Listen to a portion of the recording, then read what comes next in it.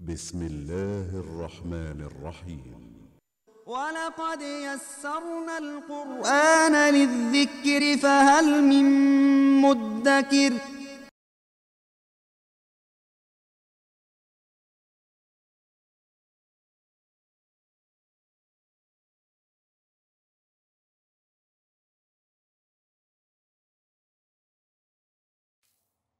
الحمد للہ رب العالمین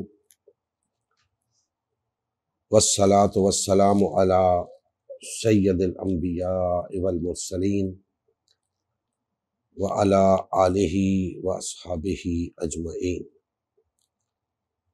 اما بعد فاعوذ باللہ من الشیطان الرجیم، بسم اللہ الرحمن الرحیم۔ الف لام میم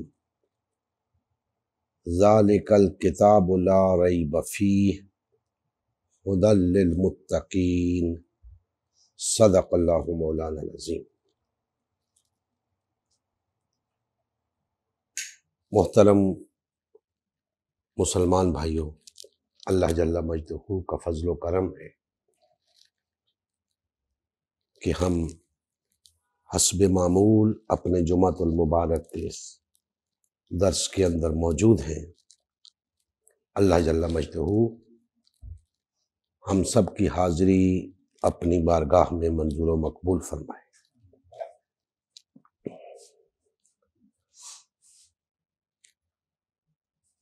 مطالعہ قرآن مجید کے سلسلے کا آج اگلا درس ہے۔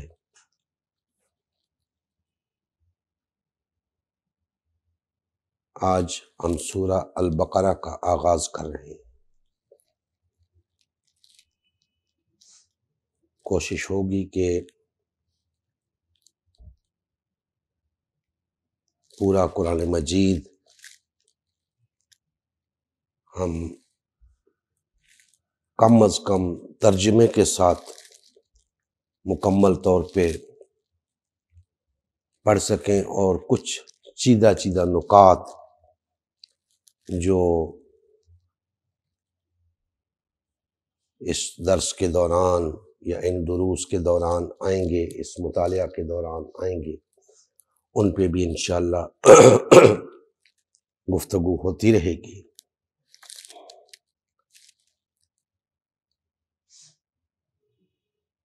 الف لام میم یہ 3 حروف ہیں۔ انہیں حروف مقطعات کہا جاتا ہے، اور ہم مکلف نہیں ہیں ان کے معانی سمجھنے کے۔ ہم صرف اتنا کہتے ہیں کہ اللہ اور اس کا رسول بہتر جانتے ہیں کہ ان کا کیا مفہوم ہے۔ بے شک مفسرین نے، علماء کرام نے اپنے اپنے طور پہ ان حروف مقطعات کے معانی اخذ کرنے کی کوشش کی ہے، لیکن ہم اس سے صرف نظر کرتے ہوئے آگے بڑھیں گے۔ یہ حروف مقطعات قرآن مجید میں متعدد مقامات پہ، بالخصوص متعدد صورتوں کے آغاز میں آئے ہیں، تو اللہ اور اس کا رسول بہتر جانتے ہیں کہ ان کا کیا مفہوم ہے۔ ان کو صورتوں کے آغاز میں رکھنے کی کیا غرض و غایت ہے۔ ہم اپنی طرف سے ان کا کوئی مفہوم متعین کرنے کے مکلف نہیں ہیں۔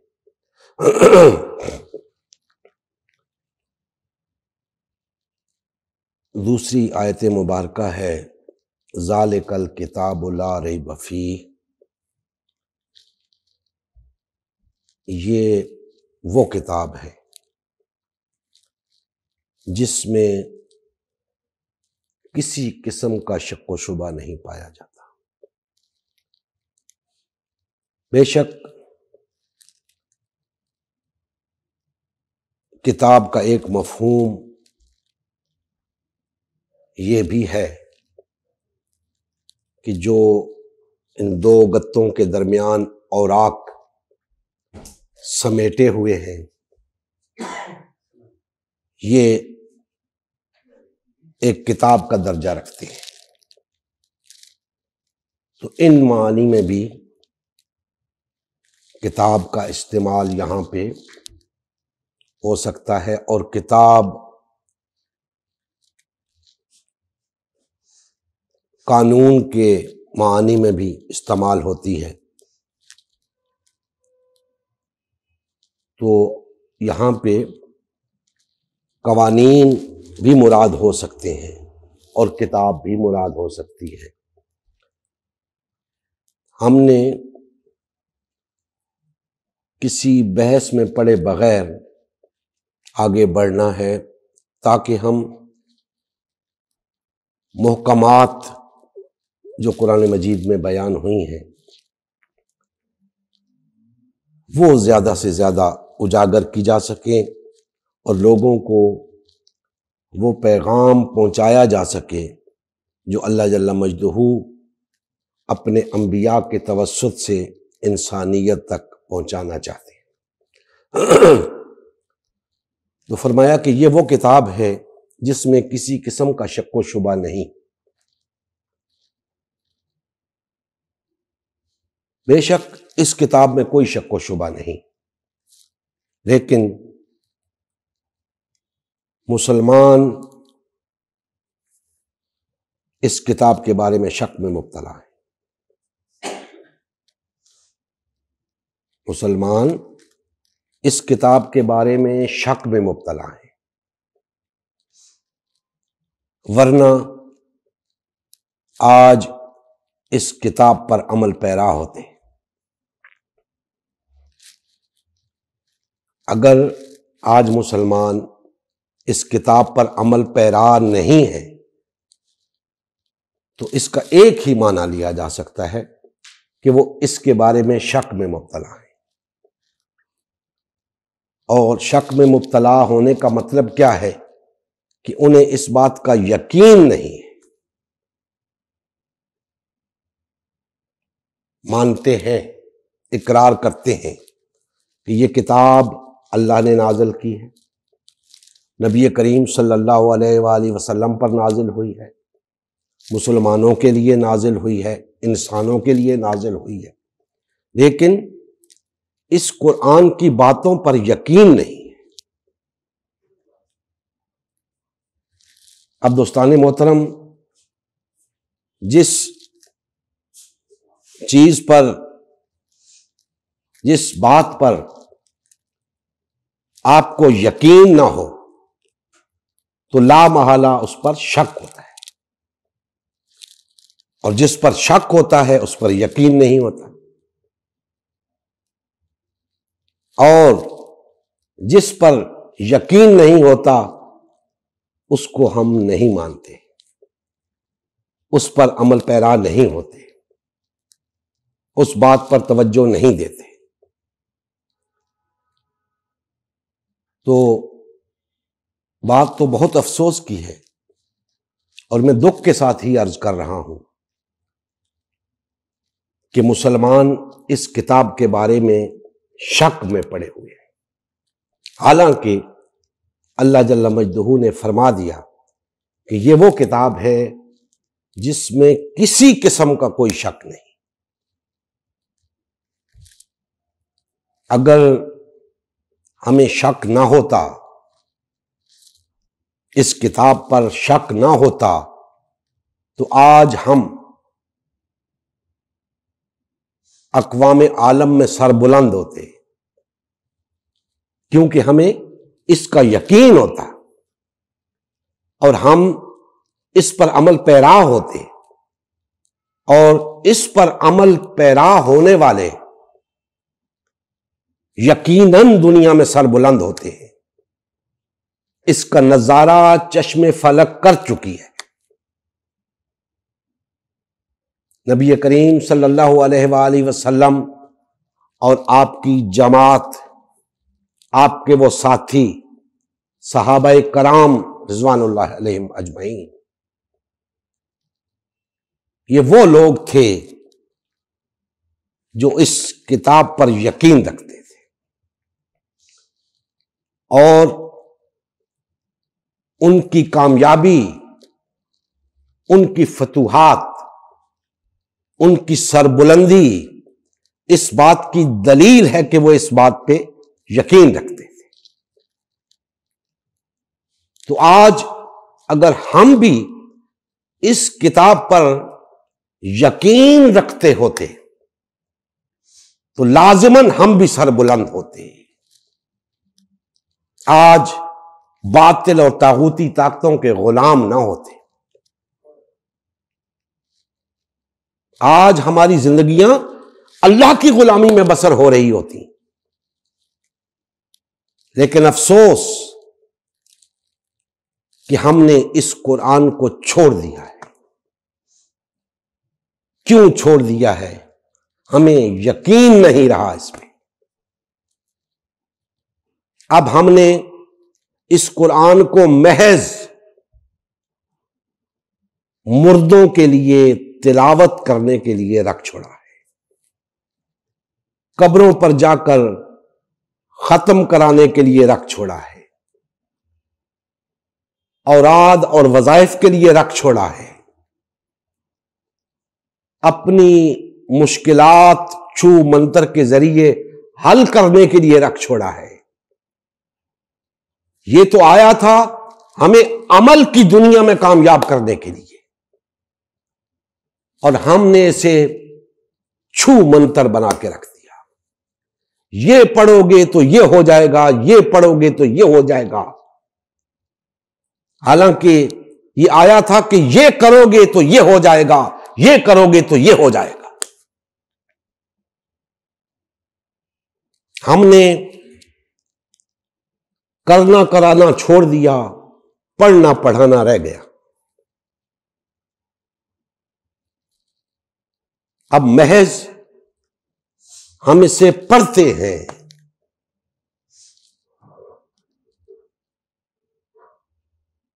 ختم ہوتے ہیں قرآن مجید کے گھروں کے اندر، نہیں پتا کیا پڑھا ہے۔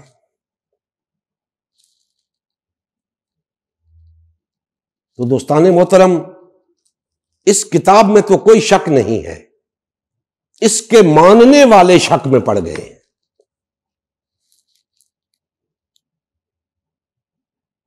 اور فرمایا ھدی للمتقین، متقین کے لیے ہدایت ہے،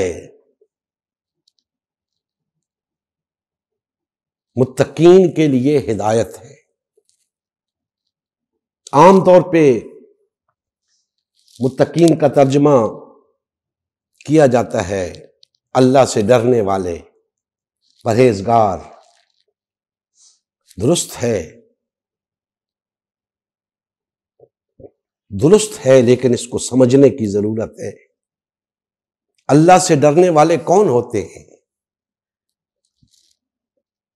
اللہ کا ڈر اپنے دلوں میں رکھنے والے کون ہوتے ہیں؟ وہ لوگ ہوتے ہیں جن کے لیے یہ کتاب ہدایت ہے۔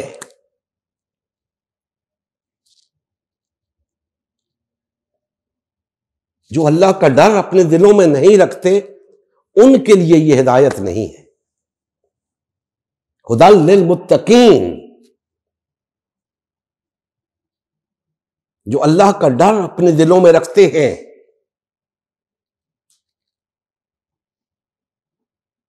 اور اللہ کا ڈر دلوں میں رکھنا کیا ہے؟ اللہ کا ڈر اپنے دلوں میں رکھنا یہ ہے کہ جب آپ کے سامنے کوئی حق بات کہی جائے تو آپ اسے تسلیم کریں کہ حق اللہ کی طرف سے ہوتا ہے، اللہ کی ذات ہے حق۔ حق کو تسلیم کرنا ہی تقویٰ ہے۔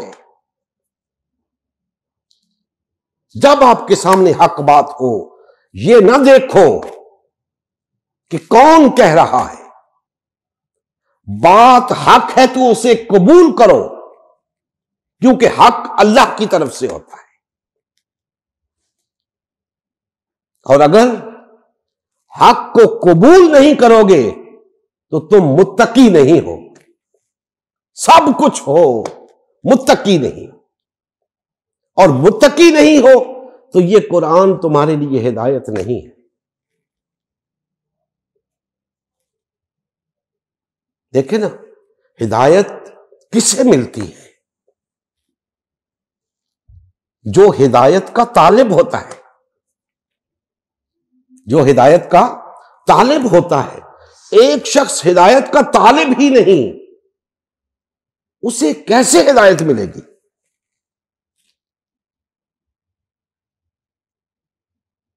تو متقی ہدایت کے طالب کو کہتے ہیں۔ ہدایت کا طالب جب اس قرآن کی طرف رجوع کرے گا تو ہدایت پائے گا۔ اس کا متقی ہونا اپنی جگہ، متقی کا مطلب ہدایت یافتہ نہیں ہے۔ متقی ہدایت پائے گا اس کتاب سے۔ متقی کا مطلب یہ ہے کہ وہ ہدایت کا طالب ہے، اسے جب ہدایت ملے گی وہ اسے قبول کرے گا۔ اور ہدایت ایسی چیز ہے کہ یہ قدم قدم پر درکار ہے، زندگی کی ہر موڑ پہ ہدایت درکار ہے۔ اگر ہدایت نہ ہو تو ہمارے گمراہ ہو جانے کا اندیشہ ہے۔ ہدایت نہیں ہوگی تو گمراہی ہوگی۔ تو ہمیں ہدایت درکار ہے قدم قدم پہ۔ اگر وہ ہدایت میسر نہ آئے تو گمراہی میں مبتلا ہو جانے کا اندیشہ ہے۔ اس لیے فرمایا کہ متقین کے لیے ہدایت ہے، وہ قدم قدم پر اس قرآن سے رہنمائی لیتے ہیں، اس قرآن سے ہدایت لیتے ہیں کہ اب ہمیں کیا کرنا ہے، اب ہمیں کیا کرنا ہے۔ جو اس ہدایت کی روشنی میں چلیں گے وہی کامیاب، وہی متقی۔ اور اگر کسی مقام پہ آ کر اس ہدایت سے انحراف کیا کہ اللہ کا حکم کچھ اور ہے اور ہم کسی اور طرف چلے گئے، تو نہ تو ہم متقی رہے نہ ہدایت یافتہ رہے، گمراہ ہو گئے۔ تو پتہ یہ چلا کہ تقویٰ ایک ایسی چیز ہے جسے ہمہ وقت آپ کے پاس ہونا چاہیے، ہمہ وقت آپ کو متقی ہونا چاہیے، تب آپ ہدایت یافتہ بن سکتے ہیں۔ تو یہ وہ کتاب ہے جس میں کسی قسم کے شک و شبہ کی گنجائش نہیں، یہ اللہ سے ڈرنے والوں کے لیے ہدایت ہے۔ اور پھر فرمایا کہ اللہ سے ڈرنے والے کون ہیں؟ الذین یؤمنون بالغیب، ان کے لیے ہدایت ہے جو غیب پر ایمان رکھتے ہیں۔ کس پر ایمان رکھتے ہیں؟ غیب پر۔ ایک ہوتا ہے غیب، ایک ہوتا ہے غائب، دونوں میں فرق ہے۔ غائب اسے کہتے ہیں جو موجود نہ ہو۔ آپ احباب بیٹھے ہیں، ایک بھائی آج نہیں آئے تو ہم کیا کہتے ہیں؟ آج فلاں بھائی غائب ہیں، یعنی موجود نہیں ہے۔ ایک ہوتا ہے غیب، غیب اسے کہتے ہیں جو موجود تو ہوتا ہے نظر نہیں آتا۔ اب سمجھے آپ غائب اور غیب کا معنی؟ کہ غائب وہ جو موجود نہ ہو، اور غیب وہ جو موجود تو ہو لیکن نظر نہ آئے۔ تو متقین وہ ہوتے ہیں جو غیب پر ایمان رکھتے ہیں۔ غیب کیا ہے؟ اللہ غیب ہے، موجود ہے نظر نہیں آتا، اللہ پر ایمان رکھتے ہیں۔ رسالت موجود ہے نظر نہیں آتی، رسول نظر آتا ہے، رسالت نظر نہیں آتی۔ غیب ہے، رسول کے دعوے کی بنیاد پہ ایمان لایا جاتا ہے، رسالت کو دیکھا نہیں جاتا۔ غیب ہے، رسالت پر ایمان بھی غیب پر ایمان۔ آخرت کسی نے نہیں دیکھی، مرنے کے بعد کیا ہوگا کسی نے نہیں دیکھا، جو بتایا گیا اس پر ایمان لائے۔ غیب ہے،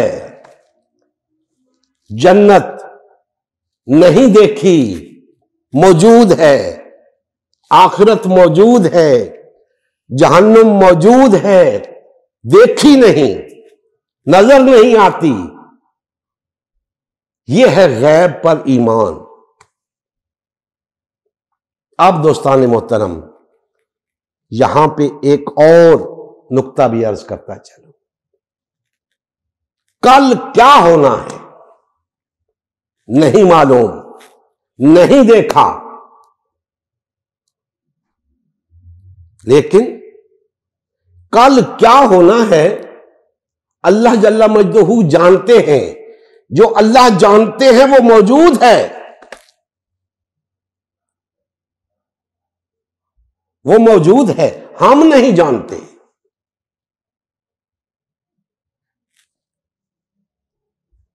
تو آنے والے کل کے لیے جو ہم ایمان رکھیں، آخرت پر ایمان کیا ہے؟ آنے والا کل ہے نا، آنے والا کل ہے۔ اللہ جل مجدہ نے اپنے نبی صلی اللہ علیہ وآلہ وسلم کے وسیلے سے بتایا کہ یہ ہوگا، یہ ہوگا، یہ ہوگا، آخرت میں ہوگا۔ ہم نہیں جانتے، ہم نے نہیں دیکھا، لیکن موجود ہے۔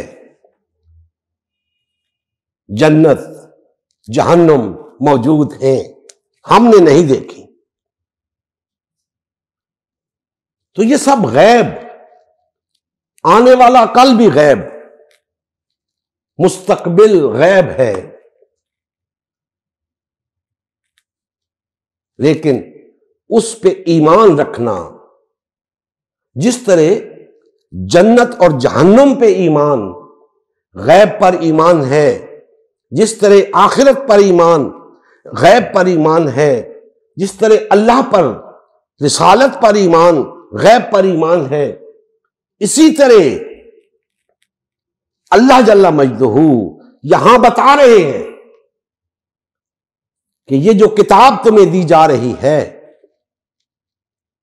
اس پر عمل کا جو نتیجہ نکلے گا بظاہر وہ بھی غیب ہے، لیکن اس پہ بھی ایمان لانا ہے۔ اللہ نے جو وعدے فرمائے ہیں ان کے پورا ہونے پہ ایمان لانا ہے، یہ بھی ایمان بالغیب ہے۔ اللہ نے وعدہ فرمایا ہے اگر تم مومن ہو تو تم ہی کامیاب رہو گے، یہ ایمان بالغیب ہے۔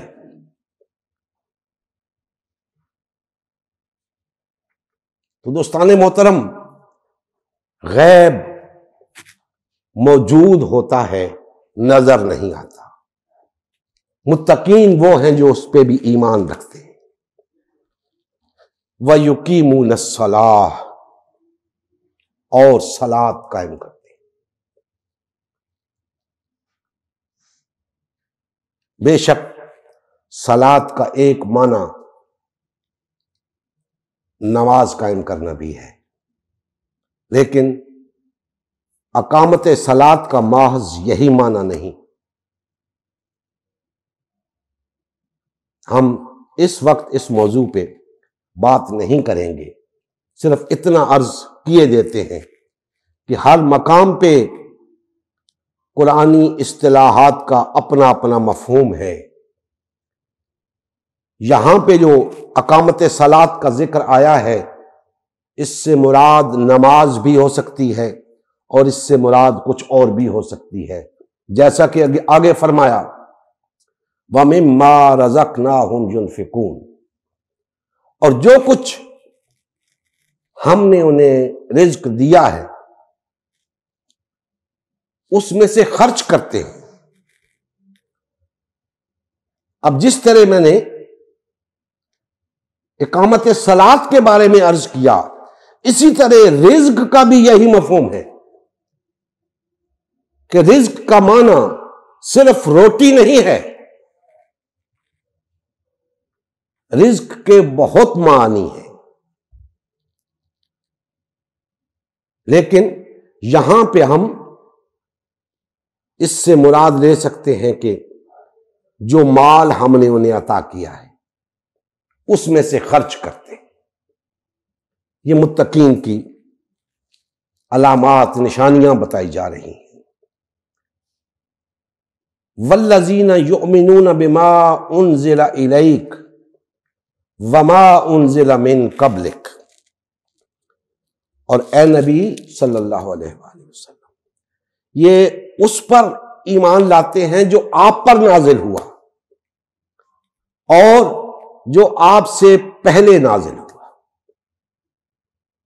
یعنی اللہ تعالیٰ نے انبیاء کرام علیہم السلام پر جو وحی نازل فرمائی، یہ اس پر ایمان لاتے ہیں، آپ پر اور آپ سے پہلے انبیاء پر جو وحی نازل فرمائی اس پر ایمان لاتے ہیں۔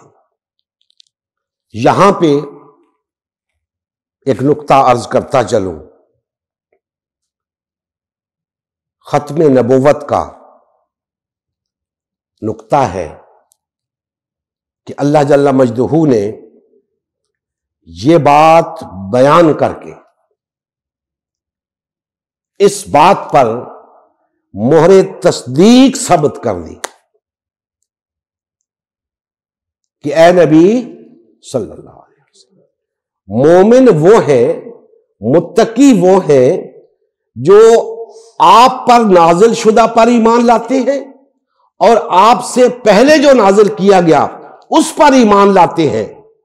اگر آپ کے بعد بھی نبوت ہوتی تو یوں کہا جاتا کہ آپ کے بعد جو نازل ہوگا اس پر بھی ایمان لائیں گے، بعد کی کوئی بات نہیں، آپ پر جو نازل ہوا اس پر ایمان لاتے ہیں اور آپ سے پہلے جو نازل ہوا اس پر ایمان لاتے ہیں۔ اگر اس کے بعد بھی کچھ نازل ہونا ہوتا تو اس پر بھی ایمان لانا شرط ہوتا، لیکن چونکہ اس کے بعد وحی کا سلسلہ بند ہو گیا، نبوت کا سلسلہ بند ہو گیا، لہذا اس کا یہاں پہ حکم نہیں آیا۔ تو یہ ختم نبوت کی نبی کریم صلی اللہ علیہ وآلہ وسلم کے ہر لحاظ سے آخری نبی ہونے کی علامت ہے، نشانی ہے، دلیل ہے کہ آپ کے بعد وحی کا سلسلہ بند ہے۔ اس کے بعد فرمایا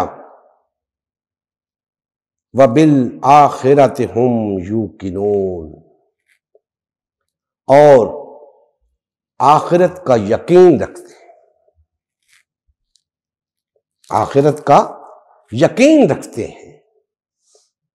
آخرت ایک تو عام مفہوم ہم نے سن رکھا ہے، وہ درست ہے، حقیقت ہے کہ مرنے کے بعد کا جو عالم ہے اسے آخرت کہتے ہیں۔ حشر کا بپا ہونا، حساب کتاب کے دن کا آنا، ہمارے اعمال کے مطابق ہمارا فیصلہ ہونا، لوگوں کا جنت اور جہنم میں جانا، یہ سب آخرت سے متعلق ہیں چیزیں۔ تو اس کا یقین ہونا، میں پہلے قرآن مجید کے بارے میں عرض کر چکا ہوں کہ مسلمانوں کا قرآن پہ یقین نہیں رہا، شک میں پڑے ہوئے۔ اسی طرح آخرت کے بارے میں بھی شک میں پڑے ہوئے، آخرت کا بھی یقین نہیں ہے۔ کہتے ہیں کہ آخرت ہے، مرنا ہے، مرنے کے بعد جی اٹھنا ہے، جنت میں جانا ہے، جہنم میں جانا ہے، مانتے ہیں، اقرار کرتے ہیں اس چیز کا۔ لیکن اگر یقین ہوتا آخرت کا تو جنت کے لیے جستجو کر رہے ہوتے، جہنم سے بچنے کی تدبیر کر رہے ہوتے۔ لیکن یہاں تو مسلمان اس دنیا میں ایسے گم ہیں جیسے مرنا ہی نہیں، آخرت کا خیال ہی نہیں آتا، یقین تو دور کی بات، خیال ہی نہیں آتا۔ اس دنیا میں اس قدر مست ہیں جیسے ہمیشہ ہمیشہ یہیں رہنا ہے، حالانکہ اپنی آنکھوں سے دیکھتے ہیں، اپنے عزیز و اقارب کو اس دنیا سے رخصت کر چکے ہیں، اپنے ماں باپ کو رخصت کر چکے ہیں، اپنے بہن بھائیوں کو رخصت کر چکے ہیں، اپنے بچوں کو رخصت کر چکے ہیں، لیکن آخرت کا یقین نہیں ہے۔ اگر یقین ہوتا تو اللہ نے جو وعدے فرمائے ہیں ان پہ بھی یقین ہوتا، پھر جہنم سے بچنے کی کوشش کر رہے ہوتے، جنت کی آرزو لیے دوڑ دھوپ کر رہے ہوتے، اللہ کی اس کتاب پر یقین کر کے بیٹھے ہوتے، اس پر عمل پیرا ہوتے، لیکن یقین نہیں ہے، کوئی نہیں مانتا، کوئی نہیں اس بات کو مانتا۔ حقیقت یہی ہے، ہر کوئی کہتا ہے جی ہم مانتے ہیں آخرت کو، کیوں نہیں مانتے؟ ارے بھائی، آپ کا کردار بتا رہا ہے، آپ کے اعمال بتا رہے ہیں کہ آپ نہیں مانتے، آپ کو یقین نہیں ہے۔ یقین ہوتا تو آخرت کے عذاب سے بچنے کی کوشش نہ کرتے، آخرت کے انعامات کے حصول کی کوشش نہ کرتے، ضرور کرتے، لیکن یقین نہیں ہے۔ تو آخرت پر یقین کا ہونا یہ بھی متقین کی علامت ہے۔ متقی لوگ آخرت کا یقین رکھتے ہیں، اپنی دنیا کو نفس کے حوالے نہیں کرتے، بلکہ دنیا کو اسی طرح برتتے ہیں جس طرح اللہ نے حکم دیا ہے۔ اس دنیا کے اندر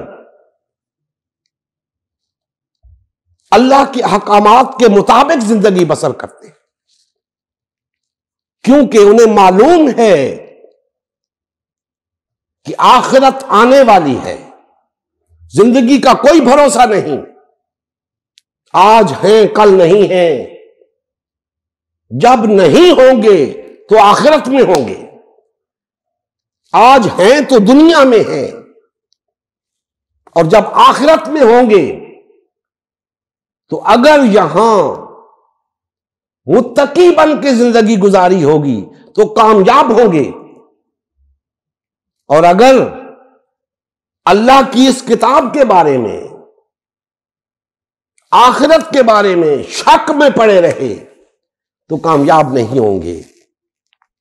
اس پہ اگلی آیت مبارکہ گواہ ہے،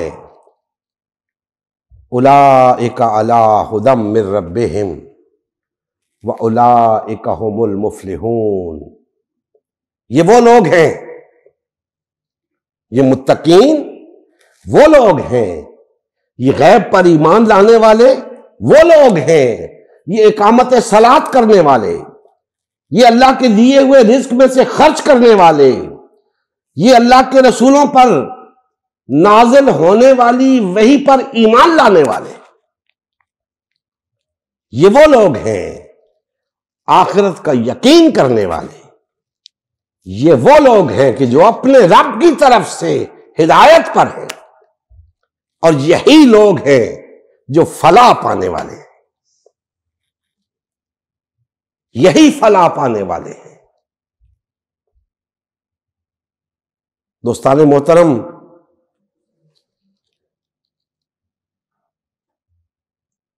اس دنیا کی زندگی بسر کرنے کا مقصد ایک ہی ہے کہ فلاح پا جائے، ورنہ ہر شخص کو آزادی حاصل ہوتی، جیسے مرضی ہے زندگی بسر کرے۔ جو مقصد دے کر بھیجا گیا ہے وہ یہ ہے کہ انسان فلاح پا جائے، اور وہ مقصد ہم ڈسکس کرتے آئے ہیں، اللہ کی عبادت۔ وہ اللہ کی عبادت ہوگی تو فلاح پائیں گے۔ یہ جو لوازمات سورہ البقرہ کی ان ابتدائی آیات میں بیان ہوئے ہیں، یہ اللہ کی عبادت کے لوازمات ہیں۔ ان کے ہونے کے بعد ہی اللہ کی عبادت ہوگی۔ یہ وہ ایمانیات ہیں،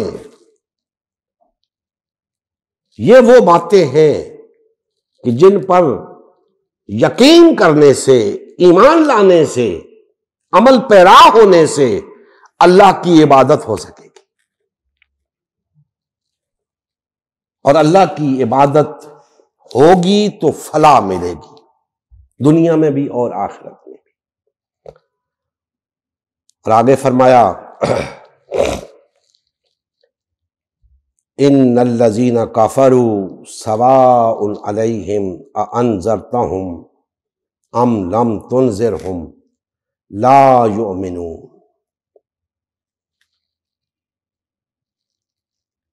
مگر وہ لوگ جنہوں نے کفر کیا، جو نہ مانے، کس بات کو نہ مانے؟ یہ جو ابھی چیزیں ہم نے بیان کی ہیں، اگر ان پر ایمان نہ لائے، شک میں پڑے رہے،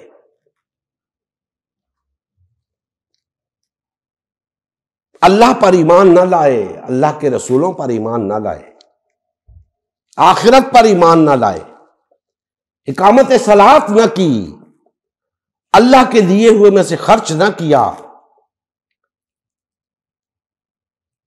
اگر ان لوگوں نے انکار کیا تو انہیں ڈرائیں یا نہ ڈرائیں، ان کے حق میں برابر ہے۔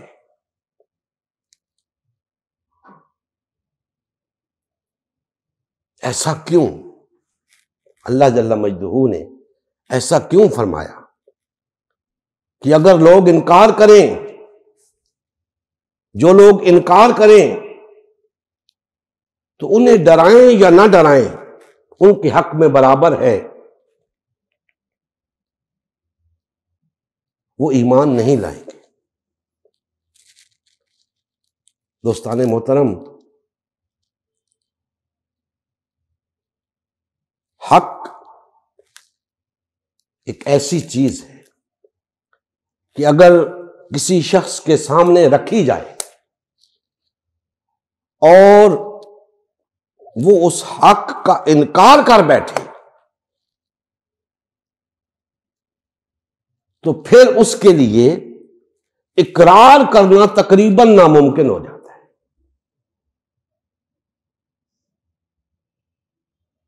کیونکہ وہ حق کا انکار کر بیٹھا ہے کسی جھوٹ کی بنیاد پہ، کسی غلط فہمی کی بنیاد پہ۔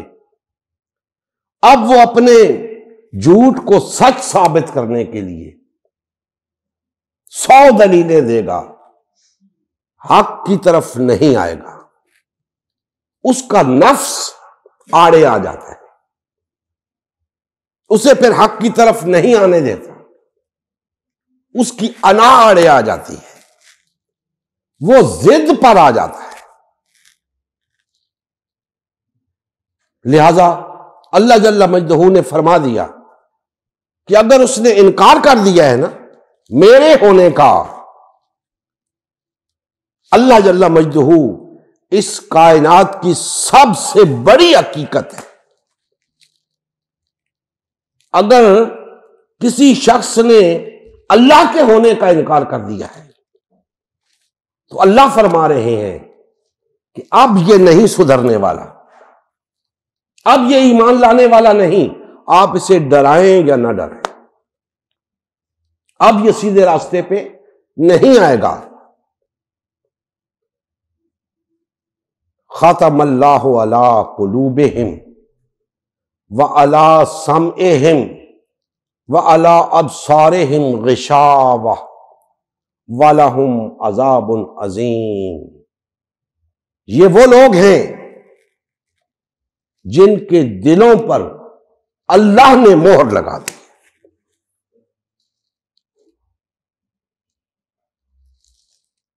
جن کے دلوں پر اللہ نے مہر لگا دی ہے، اور یہ مہر ایسی مہر ہے کہ اب ٹوٹ نہیں سکتی، اب ان دلوں کے اندر ایمان نہیں جا سکتا۔ مہر اس سیل کو کہتے ہیں جو کسی چیز کو بند کر دیتی ہے۔ ڈاک خانے میں آپ نے دیکھا ہوگا کہ وہ لاکھ لگاتے ہیں کسی چیز کو سیل بند کرنے کے لیے، اسے مہر کہتے ہیں۔ تو اب ان کے دلوں پہ مہر لگ چکی ہے، اب ایمان ان کے اندر، دلوں کے اندر نہیں جا سکتا، اور صرف دلوں پر مہر نہیں لگی، کانوں پر بھی مہر لگی ہے۔ اب حق انہیں سنائی ہی نہیں دیتا۔ اب اول تو انہیں حق بات سننے کی توفیق ہی نہیں ہوتی، اور اگر کبھی حق بات ان کے کان میں پڑ جائے تو انہیں بڑی تکلیف سی ہوتی ہے، وہ بڑا بد مزہ محسوس کرتے ہیں اپنے آپ کو، انہیں حق بات سننے میں کوئی لطف نہیں آتا، وہ اس محفل سے اٹھ کے چلے جاتے ہیں یا بے دلی کے ساتھ بیٹھے رہتے ہیں۔ اور جب کوئی شخص حق کو سننے کے لیے ہی تیار نہ ہو، اور اگر کہیں موقع میسر آ جائے تو اس کو سننے کے لیے اسے اپنے کانوں کے اندر ایسے محسوس ہو جیسے کوئی کسی نے سیسا پگھلا کے ڈال دیا ہو، اسے بیٹھے ہوئے تکلیف ہو رہی ہو، مجھے بتائیں اس حق بات نے اس پہ اثر کیا کرنا ہے؟ جو اپنے اس کان کے اس لوتھڑے سے آگے اس بات کو جانے ہی نہیں دے رہا، تو گویا اس کے کانوں پہ مہر لگ چکی، اللہ نے مہر لگا دی ہے ان کے دلوں پر بھی، ان کے کانوں پر بھی۔ اور ان کی آنکھوں پر پردہ ڈال دیا ہے، اب انہیں حق دکھائی ہی نہیں دیتا، نظر ہی نہیں آتا۔ ایسے لوگوں کے لیے عذاب عظیم ہے، بڑا عذاب ہے۔ یہ وہ لوگ ہیں جن کے دلوں اور کانوں پر مہر لگ چکی ہے اور آنکھوں پر پردہ پڑ چکا ہے۔ کس سبب سے؟ کہ انہوں نے حق کا انکار کیا۔ اب ان کے لیے عذاب عظیم ہے، بڑا عذاب ہے، آخرت میں ہے، دنیا میں ہے۔ یہ اللہ جل مجدہ بہتر جانتے ہیں کہ دنیا میں کیسا عذاب ہے اور آخرت میں کیسا عذاب ہے، لیکن یہ بات طے شدہ ہے کہ ان کے لیے عذاب ہے، انکار کرنے والوں کے لیے عذاب ہے۔ اب دوستان محترم، آج ہم نے پہلا رکوع سورہ البقرہ کا مکمل کر لیا ہے، تو اس میں دو مضامین بیان ہوئے ہیں، ایک ماننے والوں کا اور ایک نہ ماننے والوں کا۔ نہ ماننے والوں کا 2 آیات میں تذکرہ آ گیا اور پہلے ماننے والوں کا تذکرہ آ گیا۔ تو اب یاد رکھیں کہ اس دنیا کے اندر 2 ہی گروہ ہیں، ایک ماننے والے، ایک نہ ماننے والے۔ ماننے والوں کا مختصر تعارف تو ان آیات کے اندر ہو گیا، آگے چل کے انشاءاللہ تفصیلی تعارف آئے گا اور ان کی ساری خصوصیات آئیں گی، ان کے کرنے کا کام آئے گا، ان کی ذمہ داری کیا ہے اس کا بیان آئے گا، انہوں نے کیا کرنا ہے، کیسے کرنا ہے اس کا بیان آئے گا، اور اسی طرح نہ ماننے والوں کا تذکرہ بھی آئے گا۔ انہی 2 لوگوں کا تذکرہ اس قرآن مجید کے اندر موجود ہے۔ ہم انشاءاللہ جیسے جیسے آگے بڑھیں گے بتدریج ان کا ذکر آتا جائے گا۔ انشاءاللہ تعالی اگلے درس کے اندر سورہ البقرہ کا دوسرا رکوع ہم پڑھیں گے۔ آج کا درس یہاں پہ ختم ہوا۔ اللہ جل مجدہ ہمارے حال پہ رحم فرمائے اور ہمیں کما حق ہو ماننے والوں کا طرز عمل اختیار کرنے کی توفیق عطا فرمائے۔ وما علینا الا البلاغ المبین۔